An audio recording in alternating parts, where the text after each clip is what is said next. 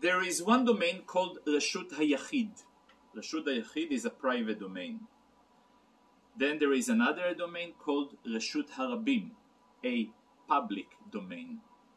There is a third domain called Carmelit, and there is a fourth domain called Mekom Ptur. And we're going to go through definition of each and every one of them. In order for a domain to be considered to be a Reshut HaYachid, a private domain, so the measurement must be any object, any item that is maintained as 35 centimeters square, 35 centimeter by 35, and it is tall of 10 tfachim. It is about a meter, slightly less than a meter, I would say about 90 centimeters. It is considered to be a private domain. The rules by a private domain that the air above the private domain till the sky is still considered to be a private domain. If an individual whether carried an item, whether threw an item, whether stretched an item, he will be liable. Then, Reshut HaRabim, public domains, what they are. According to the Rambam's definition, because some are arguing, the roads, the forests, the deserts, any property that doesn't belong to an individual but everybody has access, and yet everybody has a need, and everybody can walk without any disturbances, it will be considered Reshut HaRabim, the public domain. In a public domain, not only it is forbidden for an individual to carry from a private domain to a public domain, but even with the public domain, an individual is not allowed to carry more than Daled Amot, than 2 meters.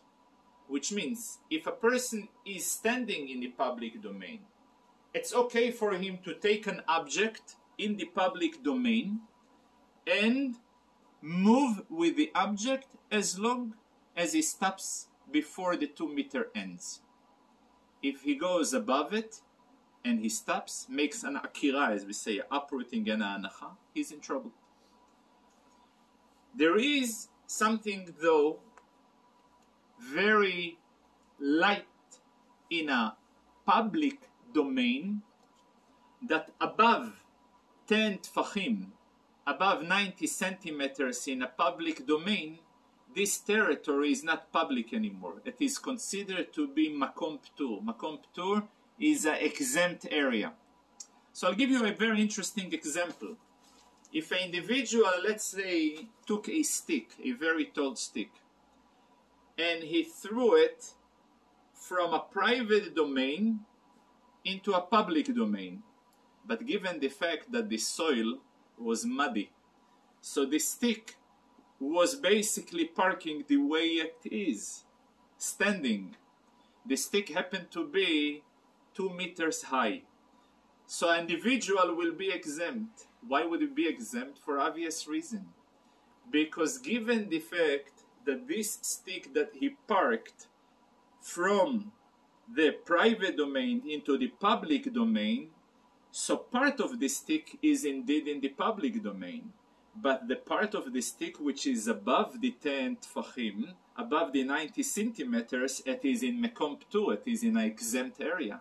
Since part of the stick is in the exempt area, I will stretch, I will spread the exemption to the entire stick. So here is a very interesting point where seemingly an individual may have committed a forbidden activity, yet he is not going to be liable because he was not really all the parameters over there were met. The third category of domains is the category of Carmelite. The word Carmelite is Hebrew, can be translated into three different ways, and each and every translation really have halachic consequences. There is one explanation that given to the word Carmelite, Ke'armelite, a lady who is a widow, almana, in Aramaic called Armalta, someone who is not virgin already, but not married yet. So therefore, a Carmelite is not really Reshut Harabim, not really a public domain, but you cannot view it as entirely Mekom Ptur. There is another explanation, Carmel. Carmel is the type of the grains when they are in the state of not entirely ripe, but you cannot say entirely raw. It's somewhere in between. There is another explanation for people who've been in Israel and heard about the Har HaKarmel, the Mount Carmel, where Elijah the prophet have performed his miracles.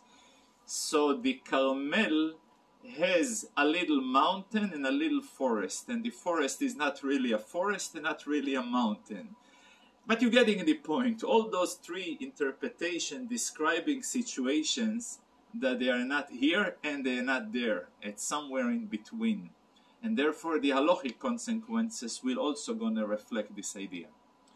So in the upcoming few days, we will still continue to dwell into different aspects which will spread into Eruvin. Everybody heard the words Eruvin. Everybody heard the word of Tchumin. Everybody heard of the different politics that used to split entire Jewish communities throughout the history about the validity, legitimacy of such a Eruv or not a Eruv. What is it all about?